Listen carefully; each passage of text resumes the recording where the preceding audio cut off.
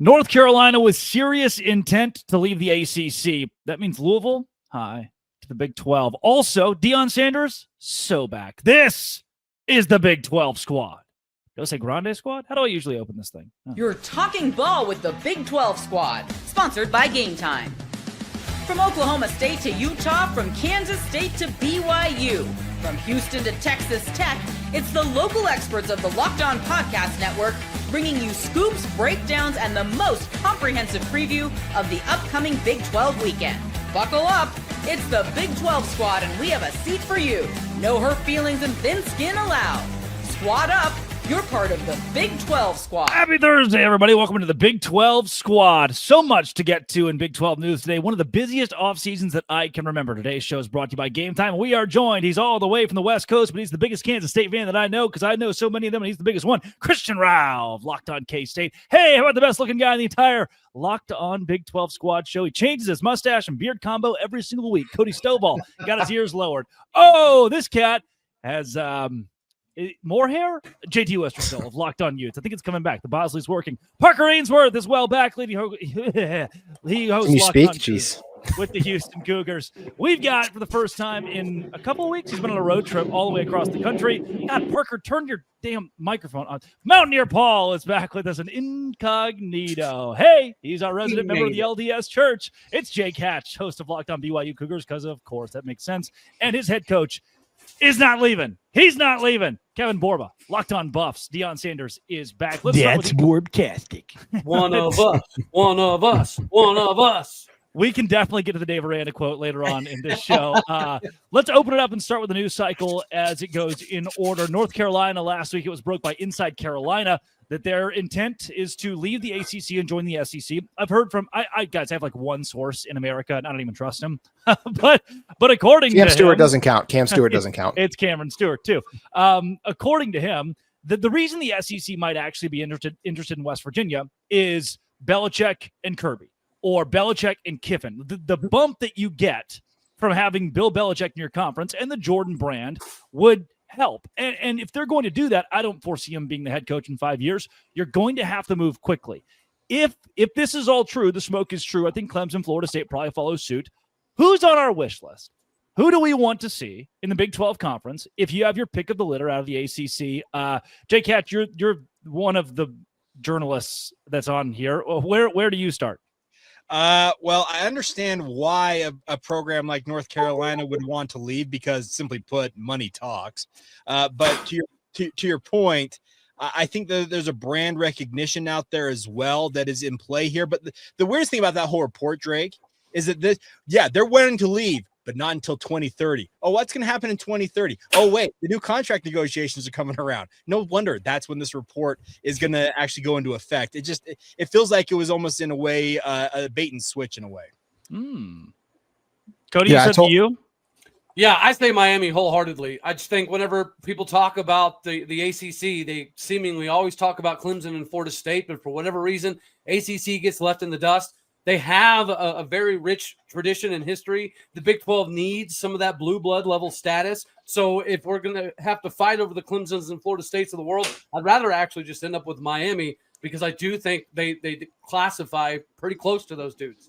I don't think we're getting Miami in that situation. Who wants Miami? Why would they want Miami? They're still a big brand. It's still a bit, and they're also they're very well conditioned for the future of college football with their NIL as well too. I don't think they're going anywhere. They're going to win a lot of games over these next few years because I also think it's not till 2030. They got a good shot to make the college football playoff this year. Okay. I find it very hard to see Miami ending up in the Big 12 and not where some of the other top brands in that conference go. Then Louisville. What about Louisville? What about Pitt? But no. Even on Miami, they don't check either of the boxes that North Carolina whispering? does. Why are you whispering? I don't know. You told him to turn down his mic earlier. I'll turn it back up. No, I was going to say, I don't think Miami checks either of the boxes that North Carolina does, according to Sankey, right? It's not the big Jordan brand deal. They don't have big Bill Belichick. They're not in a state that they don't have. There's nothing about Miami that checks off the same boxes. Why would we consider it the same thing? I don't think the Big Ten, I believe the Big Ten wants Florida State, and I don't think they want to have Miami compete with Florida State in that conference. The SEC already has Florida, but I don't think Miami is as valuable as many have pitched them to be. I think Miami, as a thought, as a brand is valuable. I think when it comes to the SEC and or the Big Ten, they're already valuable. Like they don't need another program to come take a piece of the pie. And the SEC really, they want places that they're not already in, right? It doesn't give them any value to add another Florida school. It's the reason that Clemson, they weren't interested because they have South Carolina. It's the reason they don't care about Florida State. And so those schools kind of try to cry their way out of the ACC and ended up realizing that nobody wanted them. And I thought it was interesting that the reason they have to wait till 2030 is because the exit fees dropped from 93 million to 75 million. So you also have to have a program that's willing to pay that. And so you also have to think like which of these schools in the ACC is willing to fork over 75 million to join the Big 12. And I think Miami would probably be the only one with that kind of cash flow that's willing to let that money fly. And also, as I think I've got an idea. That's boardtastic, I tell you. That's boardtastic. So why doesn't Memphis try and call up Florida State and say, hey, let's split the $200 million. Let's get ourselves both into the league. I think Memphis getting rejected by the Big 12. I think that's sort of like I don't foresee the SEC being like, hey, Memphis, come on.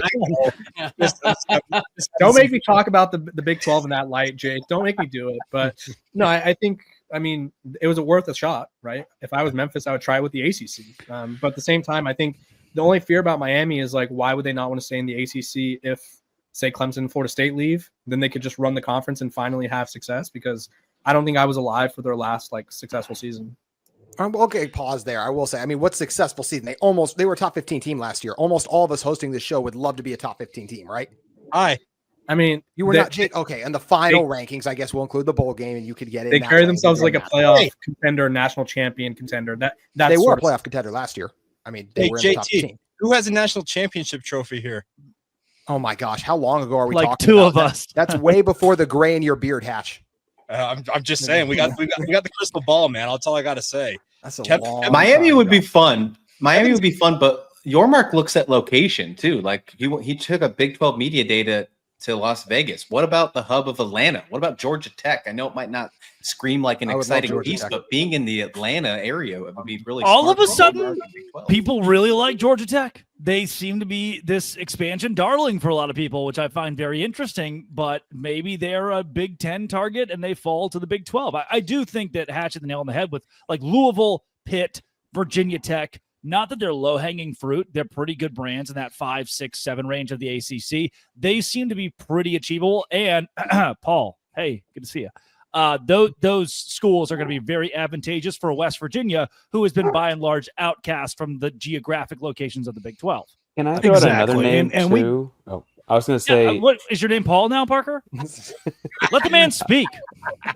Throw out the name, though. What's the name? What's the name? Like you said, though, exactly. We, as a West Virginia fan, obviously grew up in these rivalries. A lot of people don't realize that Virginia Tech is a very close second, and some people in the West Virginia community would say number one rivalry to West Virginia. It's a very heated rivalry. There's whatever it is we play for, the Black Diamond Trophy involved. By the way, we've had that for a few years now. I will say this about Virginia Tech. They're on par with, you could probably put them on par as a fan base with any other Big 12 school. They're absolutely a rabid fan base. Can't say the same for Pitt, but the rivalry is better overall, especially from a national perspective. They don't have their own stadium. They play in the Steelers stadium, right? So that's something I think a lot of people look at Pitt and say, if they just had their own stadium, their own deal, that would make them much more of a desirable piece for a lot of people. And then once you get past those two, for me, obviously Louisville is a huge rival with West Virginia as well. You think about Pat White, his coming out game was a 6 overtime game versus Louisville in 2005 and 6. So it was an excellent time to be a West Virginia fan. And then the icing on the cake, obviously, West Virginia beat Miami a couple times when they were really Miami, when we were in the Big East together. So a lot of West Virginia fans remember that rivalry fondly. Well, it's probably one-sided. I'm sure they don't feel the same. But, yeah, so we remember the U when it was really the U, Ken Dorsey, those type of guys. And if you're of my age, you remember those teams and what those Miami teams, they were unbeatable. They seemed to be unbeatable. So there are a lot of teams, I think, that would be advantageous just from a West Virginia's perspective.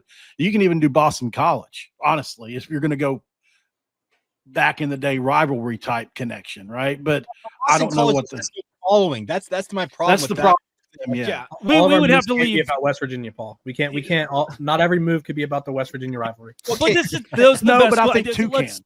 But let's all of our settle moves in. can be about Paul for sure. Let's That's- settle. Yeah. Let's go to those schools in particular. The schools kind of in that little mid-Atlantic region of the U.S. and where they could fit in the Big 12. This is the Dos Grande squad.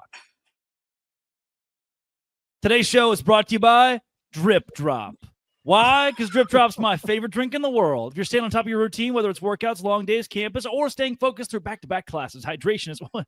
I love that we're marketing to college kids. Hey, college kids, Drip Drop. It's cool. All the kids are doing it. Drip Drop's doctor-developed, scientifically proven for fast hydration. Now that I've been doing it, it's just little powder, not that kind, in my water bottle. You shake it up, electrolytes in your body. I always keep a few packets in my backpack. Save me more than once from midday crash. Right now, Drip Drop is offering Locked On listeners 20% off your first order. Head to dripdrop.com and use promo code LockedOnCollege. That's dripdrop.com, promo code LockedOnCollege for 20% off. Stock up now before your lack of energy hits hard. Drip Drop. It's If you're wearing that 7 sweatshirt, o'clock you on the better dot. specify Got my what kind drip of drop. powder you're using. By the way, so good job. Yeah. Speaking of drip drop, did you know that you cannot roll a you have to throw a Can't say it. Can't Can't say it. That's the M word. That is the M word. And They definitely just bleeped Cody. Like We a just, lot of Cody times. just got bleeped. He used the Dave Aranda word. I called. So this is insider baseball. I called Cameron Stewart and said we have to talk about Dave Aranda encouraging throwing those with dwarfism. That's how. Wait, is the M word a bad word? Yes, you can't Yes. say it. We No. called Zach Blackerby and we're like, so do we say it? Do we quote him? And Zach goes, Oops. no. So I think we should also pay homage to Mike Leach, who once talked about this a long time ago back when he was in the Big Yes. 12. He said this back in like 2010. This is old news. Aranda's a Leach guy, so I get the connection, but like this is old news. Leach was just an innovator that I think we all owe some credit to. that was a crazy press conference quote. Hatch. Wait, can I get us back on topic here? Because I got a question for everybody that I want to. Because What do you think you are? Jeez, all right, Hatch. God bless. Okay, the Sports Business Journal is saying that what SMU did, essentially buying their way into the ACC, essentially has set the groundwork for what the future expansion for conferences is going to be. What Memphis tried to do, essentially buy their way into the Big 12. They say it's going to follow what the pro league's doing. You're going to have to bring value. You're going to have to pay your way in. Are we looking at this from the wrong angle, that we're not doing it simply for brand value, that they're actually going to have to pay up to come into this league if they're going to come in? Well, that's why to me, Miami is just going to pay their way into the top dogs. I really don't see them getting left out. Yeah, but I mean, if you're going to pay tips, you got to be $200 billion to get into the ACC or the Big 12. What the hell are you going to have to pay to get into the Big 10 or SEC? It's going to be a huge number. Who's going to actually have this number? Well, Miami's got a lot, and I still think they'd want him. I know a lot of you guys Would it don't. be I worth still think paying they'd that want when him. you then? I mean, that money's going to come from the money you're already paying to players. You're not going to stop doing that part, Right. Yeah, I feel like they're going to find a way to make it work. It's a question of, do any of these teams, like Miami, for instance, since we're talking about them, does Miami want to pay? We'll just call it $400 million, double it. Do they want to pay $400 million to? They've already been in the middle of the ACC. Correct. So what happens when they go to the SEC? They're going to stay in the middle or go to the bottom. Like, do they want to pay extra money to bring in more money but never be good? Like, or would they rather be join a conference for cheaper and possibly contend more frequently and return to their? Borba, on a smaller scale, there's a lot of people wondering why UNLV didn't jump to the Pac-12, because UNLV looked at it and said, hey, Boise State's leaving. We're going to be able to ascend to essentially the top of the Mountain West. Yeah, we're not willing to jump over there and play second or third fiddle again every single year. We'll be the top dog in this league, and we'll stay over here. And that's the same thing I think Miami is considering. I think the only conference that doesn't have to worry about teams paying in is the Pac-12 right now, because they're still looking for another, football conference opponent. But other than that, for teams like conferences like the Big 12, the SEC, the ACC, if they want teams to come in, they're going to be very picky. I really do think that's going to happen, and we'll see what happens. As they should be, Christian. They should be picky. We should just be adding anybody to add anybody. It's We'll go also to- noting we'll go to North 20. Carolina is interested. It doesn't mean the SEC is. Yeah, that was the whole point. I think that feels right. Well, guys, That- that's precisely why I said Miami, because they're the ones that are not getting talked about when it comes to a destination for the SEC or the Big Ten.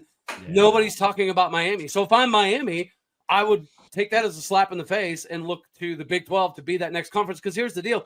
If Florida State and North Carolina and whomever else leave the ACC, then isn't winning the ACC just kind of turned into the world's tallest dwarfism award?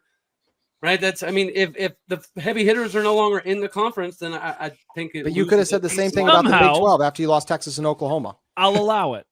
Yeah, but at least there's parity in the Big 12. The ACC is like a pillow fighting conference for 90% of that league. So you can't take the pillow fighting league and then make it all of a sudden magically delicious because Florida State and North Carolina leave. That's not good for Miami. And to Kevin's point, in that exact same pillow fighting league, Miami just came in third in the conference ostensibly, right, with a Heisman Trophy winning quarterback and didn't have to play three of the other top four. Heisman right, contender. Heisman contender. Come on, Parker. But you understandably, like with all that talent, he's a Houston area kid, so I'm actually a Cam Ward cover. That's fine. They did beat Iowa State in the bowl game. Like, I don't like being the anti-Big 12 guy on here, but like literally without Cam Ward, you guys go so unrealistic that I have. They lost Iowa State.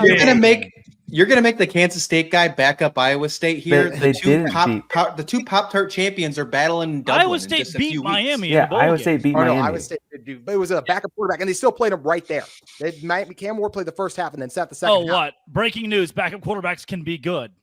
I know that's your whole belief in BYU is exactly that backup quarterbacks can be good. I think that the case of Utah, so I get why he's surprised. JT could play quarterback at BYU. I heard you last week. Trust me, I got you. I slipped that at the end. You still found it. I feel like NC State it's just they're an easy team to overlook. I mean, you could make a case for them. But if I want 4, Paul, if I want 4, NC State was the one I was going to say earlier, but I want Virginia Tech, I want Pitt, I want Louisville, and I like Georgia Tech or Miami or Duke over NC State. Probably. Same with Boston right? College. I don't know. I don't know. That's close. I think it's close. Like Syracuse, no. Wake Forest, no. Boston College, no. NC I think you're missing the idea of gray area. The financial idea actually, of adding West Virginia has a a trophy with Syracuse too. Stanford? No, Paul. That's where I draw the line. Is us letting Syracuse into the conference? No. I think you're overlooking how important adding states is to the conference financially. I think you expand to an entirely new television market. NC State's a public school with a big presence in that state. Yeah, but they're the third fiddle of Tobacco Road. Why would you want them? Yeah, I'd rather have get the other two because they're going to be a lot cheaper. There's Schwartzwalter Trophy. Cheaper, Syracuse. not long term. Long term, they'll want a full share. Yeah. Get Miami, get Georgia Tech, NC State, and Duke, or Virginia Tech. Why not Pitt? Why not Louisville? What do you what? In each of these cases, you need to be adding states, right? That's at the end of the day, you need to be adding states, NC adding State does not territory. deliver North Carolina. Sorry, they just don't do it. But you already have y'all talking about Miami, and you already got Central Florida, and I understand it's not a very big dog in Central Florida. I'm talking about literally getting the TV dollars for the state. Okay. You're saying I want them to have to buy a package with the Big 12 in it. But that's the problem. Is there a lot of people are saying out there that the next media rights deals are not going to be dependent on a market size anymore. It's going to be more about what you can offer in terms of overall competitiveness. Because what we learned is sorry SMU, sorry TCU, Houston, even like in Orlando or Miami, they don't draw the way we expect them to. Like Washington, they don't draw. You can't guarantee. Oh, we have the Seattle market. You actually kind of don't. It's usually those schools. Sorry Houston. But the Rockets will always be bigger than the Cougars, right? And that's not a knock on Houston. But NC State doesn't have that problem either. I mean, it's not a pro sports town or something like Houston. Why are you hating on the Bobcats, bro? Hornets. How do I get labeled anti-Big 12 every week? But every single show, Drake finds a way to take a shot at Houston. I think Willie Fritz is the best coach in this conference and possibly in the history of the conference. And I say that every show. Oh my gosh! What? I have Houston finishing like 6th in the Big 12 about? This year. JT, where's he been fired? No, not Fritz. Where's he been fired from? No, Fritz. I like Fritz. I'm fine. He's never been fired. He's no Rich Rodriguez. He never was the best coach ever in the conference, Parker. Don't get me fired up. Asinine take. Move over, Bob Stoops. Move over, Mac Brown. This is Willie Fritz time now. He's the only Big 12 coach at Media Days that shook my hand. And so now I am so in. There we go. There it is. He probably there it is. Worse. That's probably why. Probably even wash on hands. Nicely done, Willie. He was looking for anyone's hand to shake, by the way. He was really like wandering around. I look at Parker. You want to hear something crazy West Virginia just did? All right. They put a clause in Rich Rodriguez's contract that his slogans: hard edged, spot the ball, hold the rope. And I wish Hot pissed, but they didn't use it. 50% of the revenue made from these go back to the football program. Isn't that a pretty How much of inventive that way? revenue is TikTok? Ren Baker, man, he's so good. I mean, I've never heard of this before, so what do they call it? A personal indictus, or I don't know how do you say it, but no clue. This is above my pay grade. Coming up, that we have Random. buried a big lead here. Deion Sanders is back. Big 12 squad. Kevin Borba. I think all of us were kind of gearing up. I think most of the country was for Deion Sanders to come to the podium and say that this was it. Like medically, he's going to have to retire due to health issues because he hasn't been with the team. If you gave me the context of, oh, he has bladder cancer, then it would only make sense. It would be like, you know what? I completely get that. They removed his bladder. I understand how you take a break from coaching at that point. Instead, he comes to the podium, says there was a treatment option that would have taken years and daily, weekly appointments, or I'll just get my bladder removed, and now I can coach football this fall with a porta-potty on the sidelines. This was unexpected, I think, for a lot of people. Deion, after being cured, his doctor said, of bladder cancer, is back, all ready for Colorado. Yeah, I think that's probably the biggest news of the offseason, really. It was, I would say, a little scary in Boulder. I think a lot of people were having those same thoughts, whereas, we all know he's had health issues. I didn't realize how many it was until the press conference. He's had 14 surgeries since 2021. Which is insane. He's had other blood clot issues in his legs, his lower extremities, and obviously he has his bladder cancer. And so when you hear that, I think you're excited for Deion Sanders, the person, right? You're excited that he's able to battle through this. There's videos coming out now from behind the scenes stuff from his surgeries, which it turns out he has like a really famous girlfriend too. Side note. And She's there's hot. also, yeah, okay, sure. And there's just a lot of people excited with where he's at because I think, like you said, the normal person probably walks away from that, but Deion Sanders is choosing to coach and choosing to stay at Colorado. And I think, and I got this comment a lot of people were kind of poking fun at the situation, saying this was his Urban Meyer headache situation where he uses it to leave the program because his kids are no longer there. And I got the joke, but I could tell it was something serious based on how close to the vest everyone around the program was being. So very excited for Deion Sanders, the person, excited for Colorado. And now we're going to have a porta-potty on the sidelines, which is interesting. And he's got a quarterback battle. You might as well make it a brand deal. Yeah. Yes. Why not? He already said he wants a brand deal with the Pens. Actually, so that's pretty clever. Johnny on the spot. Can I just take an angle? I people to get checked out, which I think is important to say on here as well. Yeah. For those of you at home, get checked out because obviously the reason they found this and were able to cure it was because he was getting checked out. So an angle that I think is admittedly I am very happy he is okay. I am very it sure felt like over the weekend we're getting a lot different news. Was that a somewhat intentional buildup for a zag? What was that all for? That was leaked on from somebody. Rush to be first, I'd say. Well, and there were leaks. It's from his video crew. There were. Go ahead, Drake.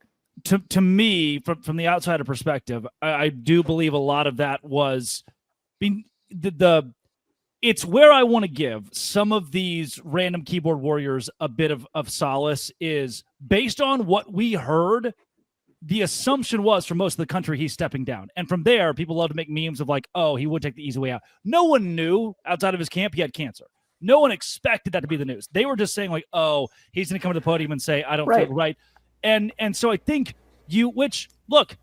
whether it's in the medical issues or on the football field, Deion, there is a flair. He has a media team for a reason. There's a flair for the eccentric. He wants to drum up publicity. And I don't mind the 1 million+ people that watch the press conference and are talking about Deion right now, because again, that only helps bring awareness to a health issue that he wants to help out most of American men with.